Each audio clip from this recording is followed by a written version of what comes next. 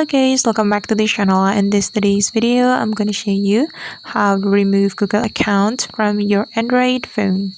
Okay, first of all, you can open your settings application on your Android phone.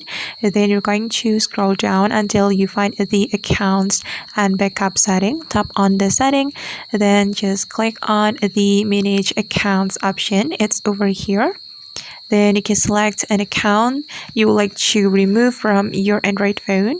Then, for example, I'm going to go with this account. So we can tap on the Google account. Then we can simply tap on remove account. Then click on removed account right here. Okay, and wait for a moment. Okay, as you can see now, the account has been removed from my Android device. Then if you want to remove another account, you just need to do the same step. So you just need to click on the account, then you can tap on remove account.